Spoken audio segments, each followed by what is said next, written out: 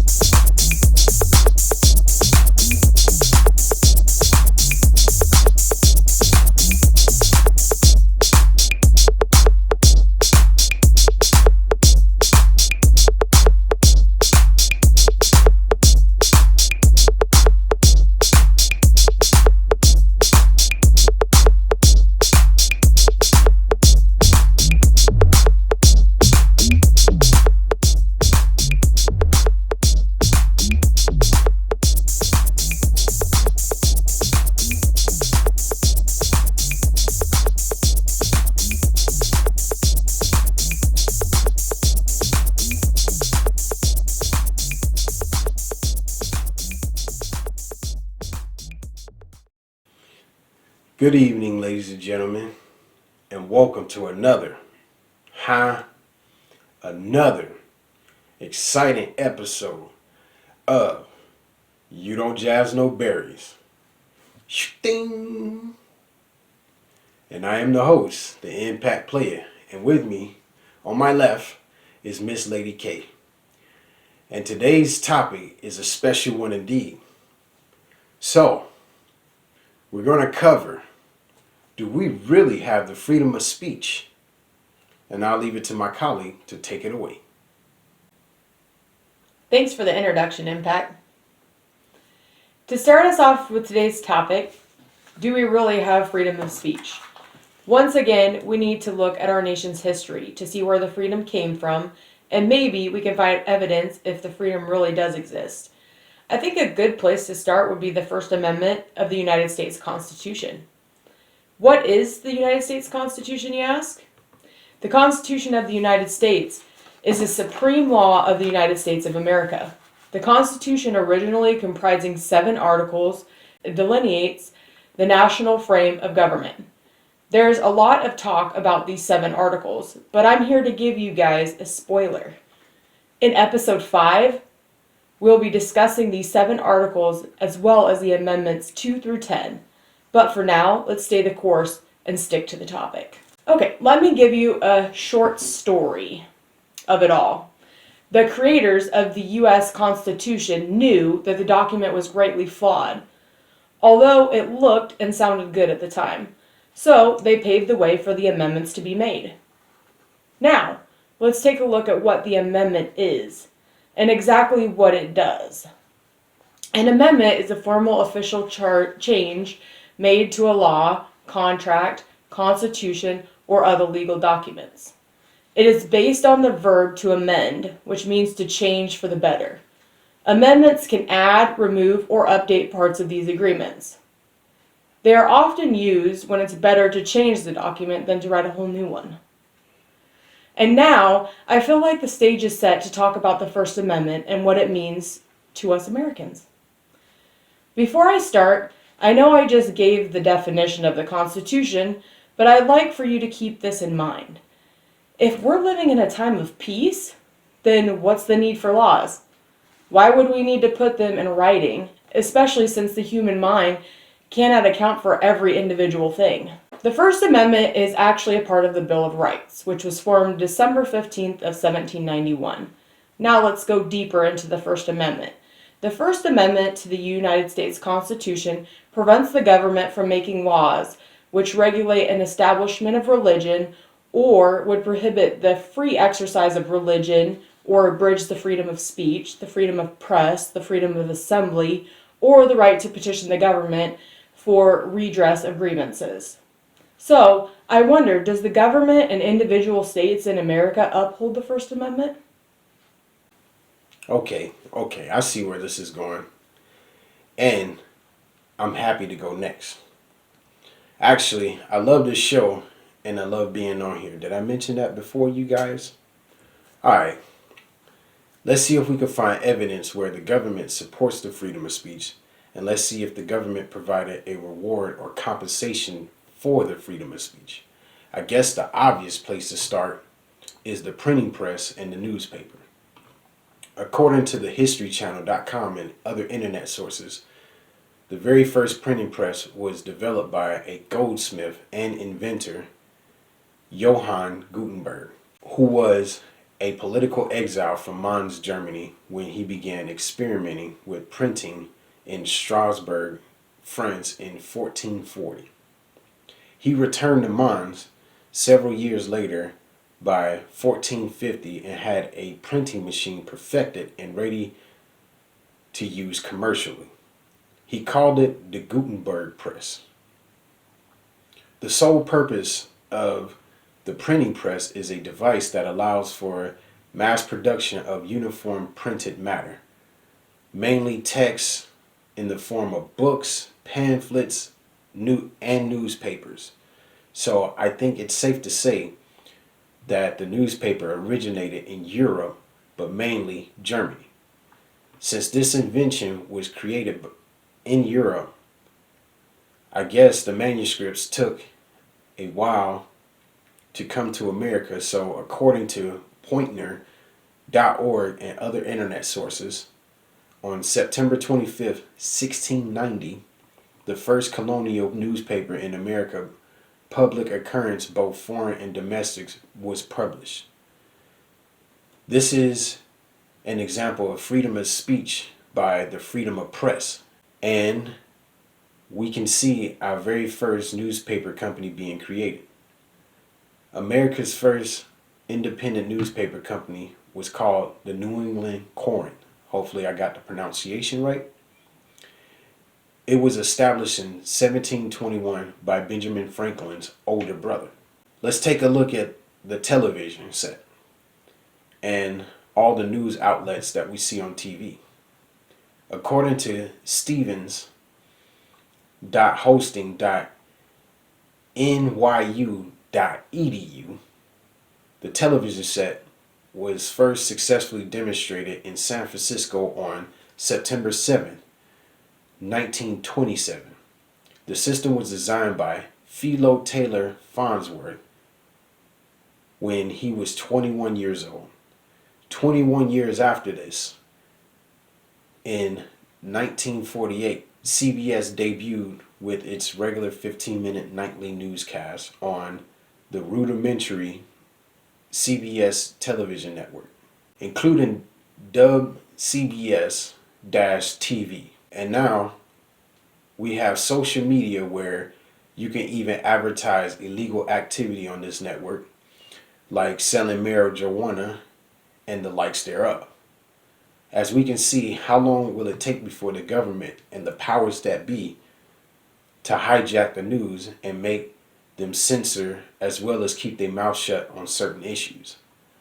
I must admit, on doing my research, I really had to think outside of the box on this one.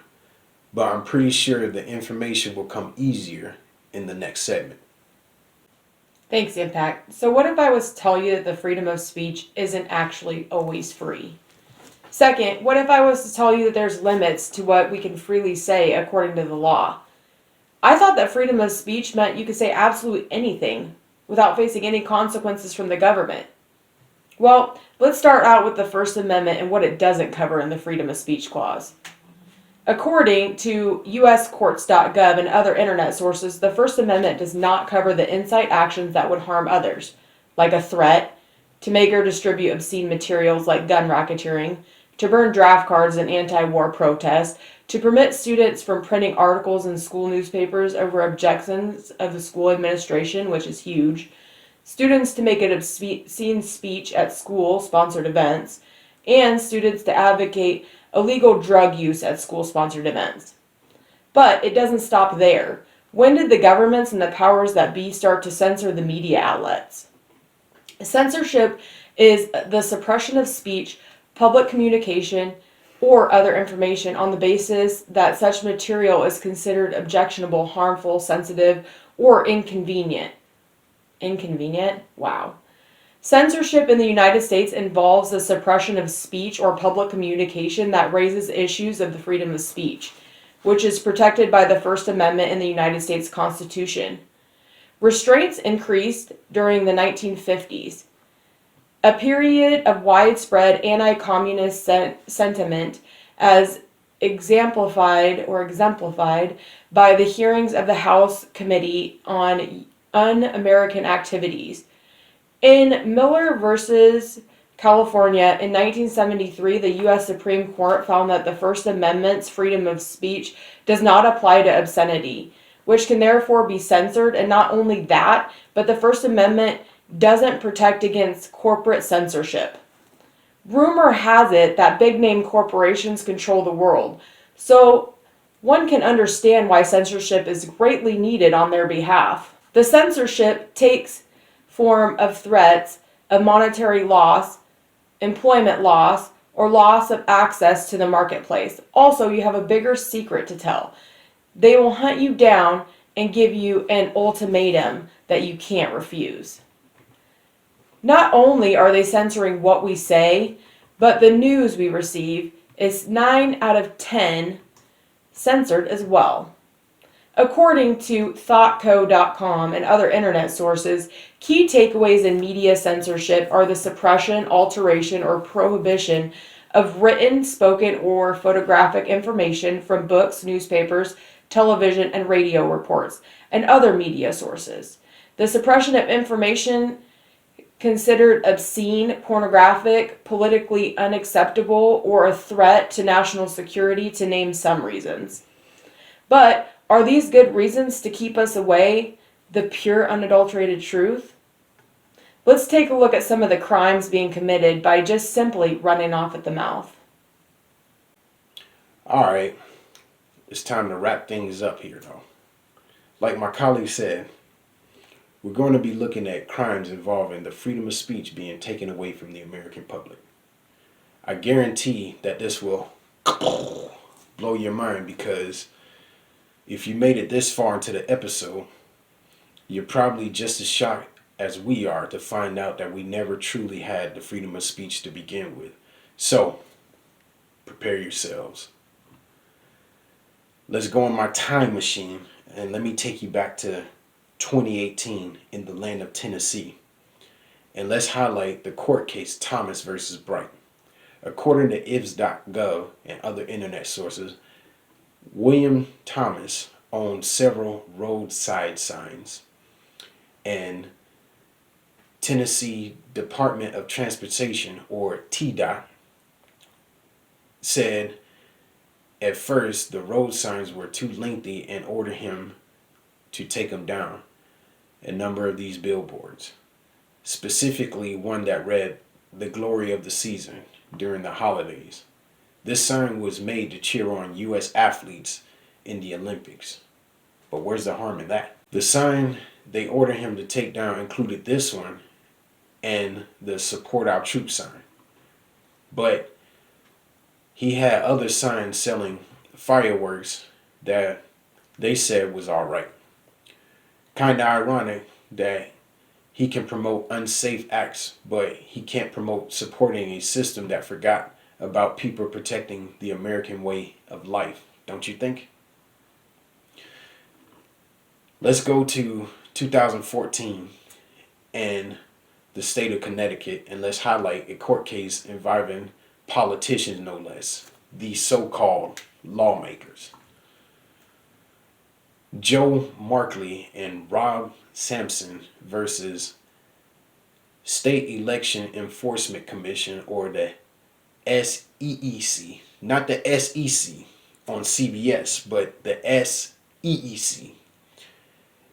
This case is a ridiculous one indeed, because they basically got fined for no reason. But let's go over the details and make sure, if my opinion is correct.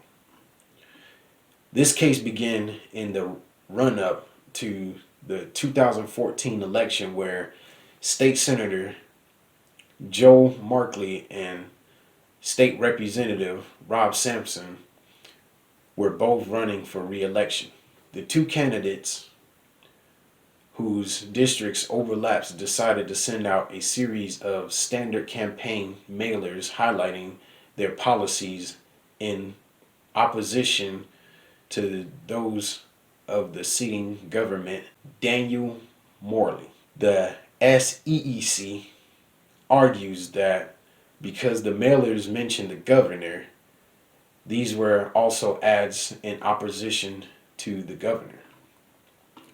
The cost of the ads therefore needed to be shared by someone running against Morley.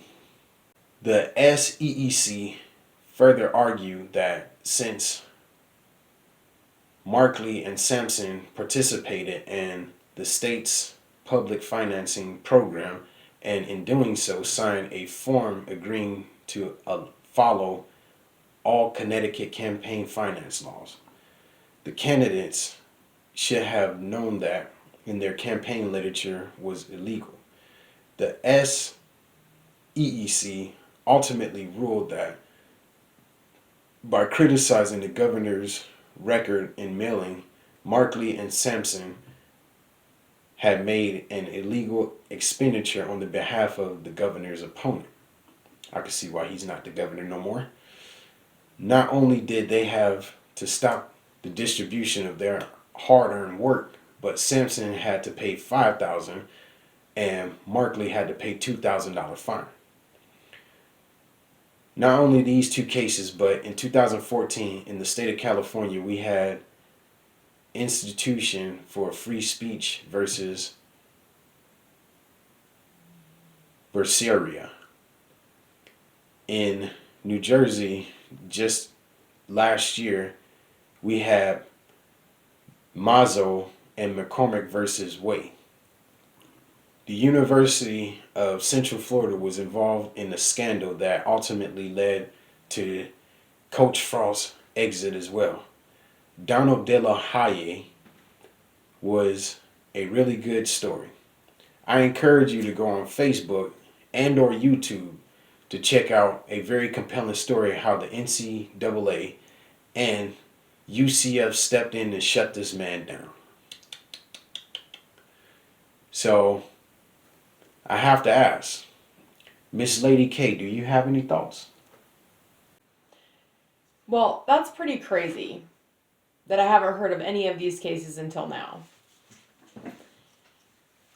Also, from the looks of it, there's more research to be done because there are plenty of other cases out there like that.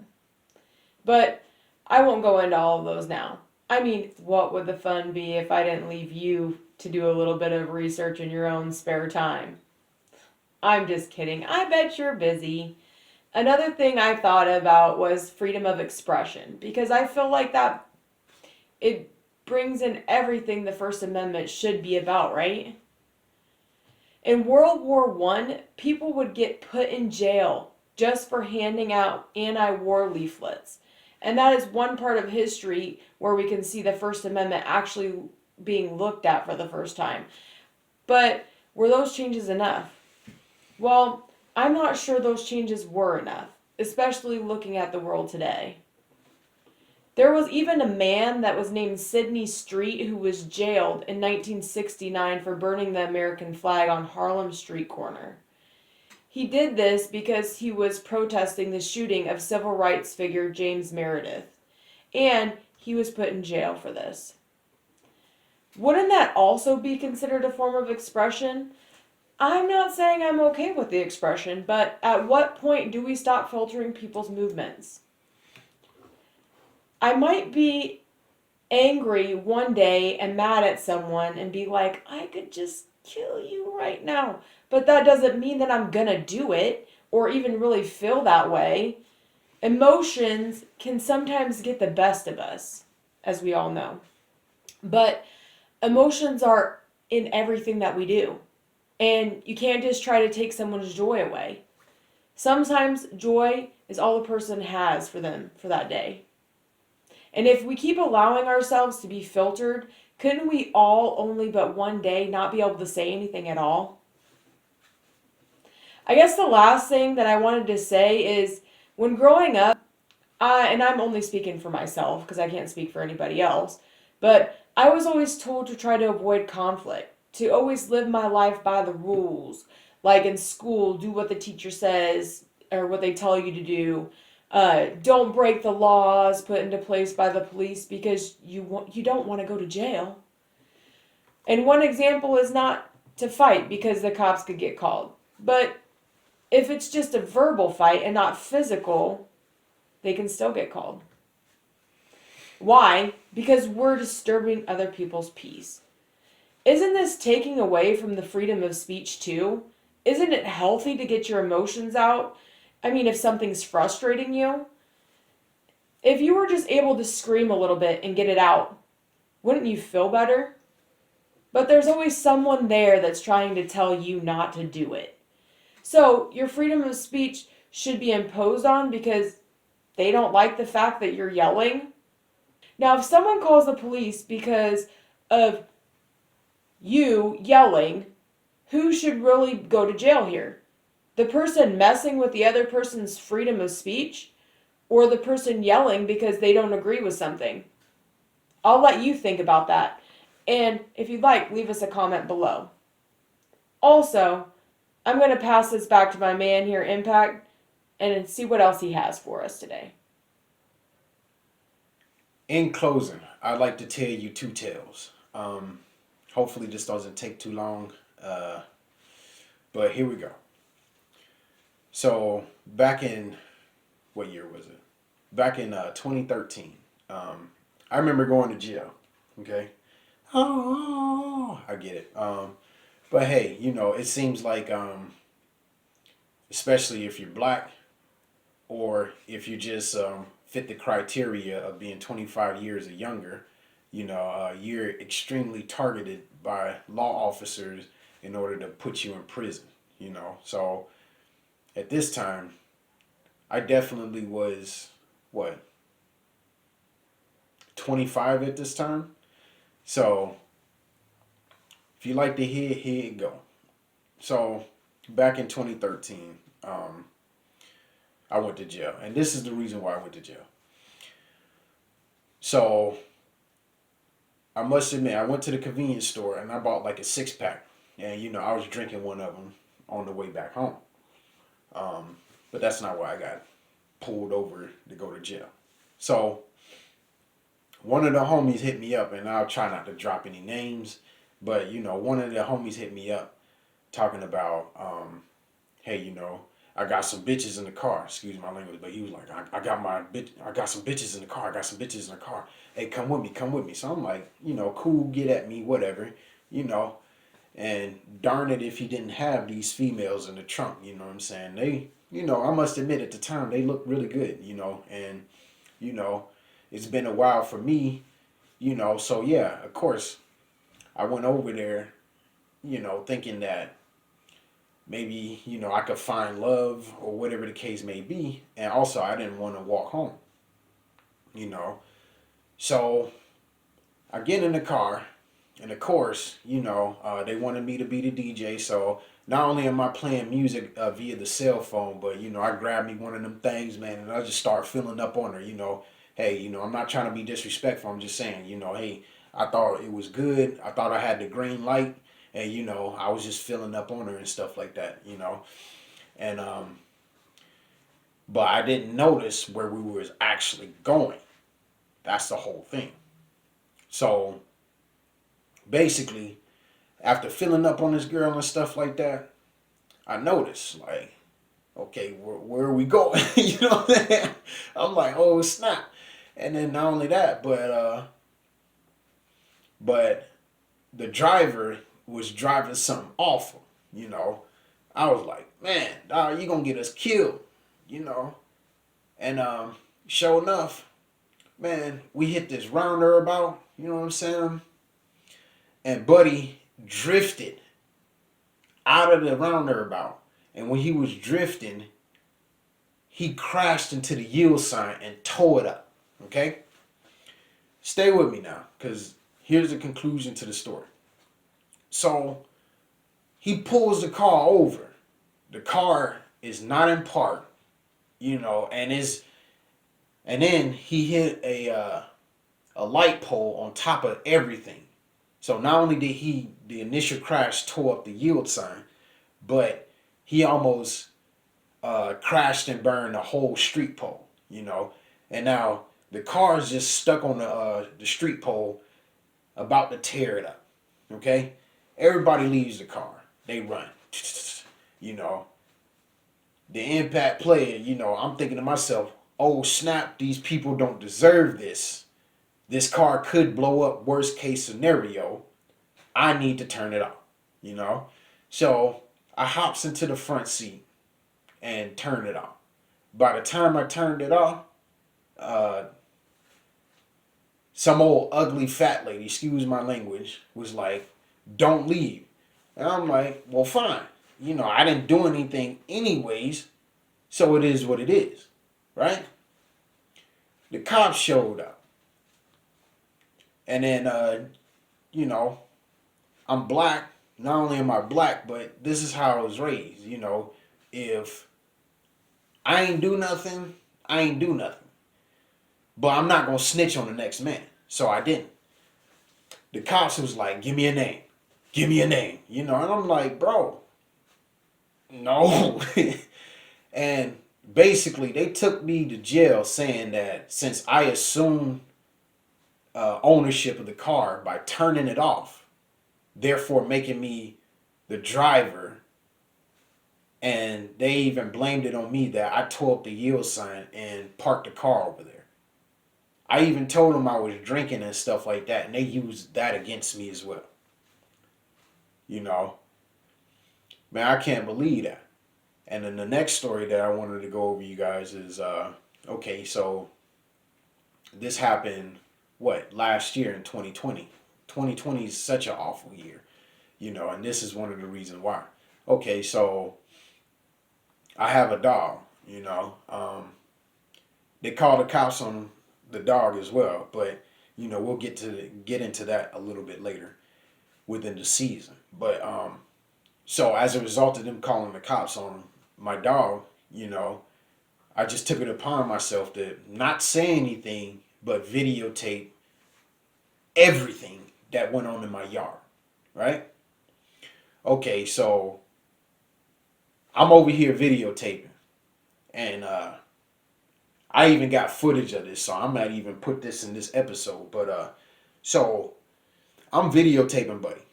Buddy is yelling obscene language to me on my yard, right? As I'm videotaping the side of the street that I normally park on. Then after this, Buddy, calls the cops on top of everything. Which this right here, when you say people, don't say people, say white people, please. But and only white people could do this. But so he calls the cops. The cops come over to my house, and I didn't say nothing to the cops either. And he was like, okay, we just got a complaint that you were videotaping. I was like, okay, so what's the crime in that? And he was like, okay, well, we can't really tell you to stop videotaping, but make sure you don't leave your house. Make sure you don't leave your house, and if you do, don't say nothing to anybody. I said, look, I didn't say, you know what? Hold on right there. I'm about to go get my video camera, and I'm about to videotape you, and I need you to repeat what you just said. He said what? You know what? I think I'm good. And then, guess what he did? He went back to the precinct. I know where you work. So, guess what I did as a result of that? I told him, I said, I'm going over to the precinct, and you best be there. And I must admit, Buddy was there, and I talked to his supervisor as a result of that. But like we said before, we want to know what you guys think, so please leave a comment below. In closing, don't forget to visit us at the website, www.theallstargame.wixsite.com/The All-Star Game to get caught up on music and previous episodes that we created thus far. And that's it for today's episode of You Don't Jazz No Berries. Until next time.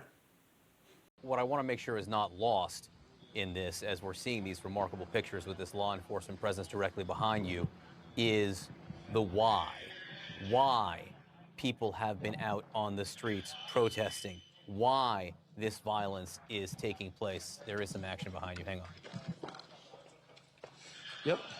We've got one person being arrested here. We've got... We're meeting? Yep, we're good. Yep. Hold on. I got you. Hold on. They had us here. We're speaking with State Patrol right now. Give us a second, guys. We can move back to where you'd like. We can move back to where you'd like here. We are live on the air at the moment. This is the four of us. We are one team. Just put us back where you want us. We are getting out of your way, so just let us know.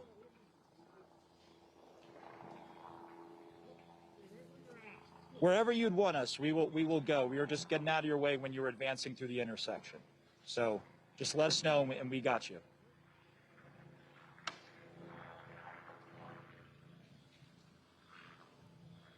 And this is a scene here playing out in Minneapolis. This is part of the advanced police presence that we saw come over the course of really minutes when the local police showed up at the fire department, or with the fire department, I should say, on that building we showed you that was burning.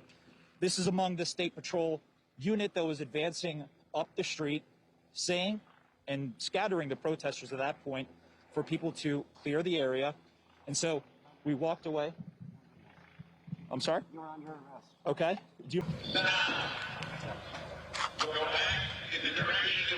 That is an American television reporter, Omar Jimenez, being led away by police officers.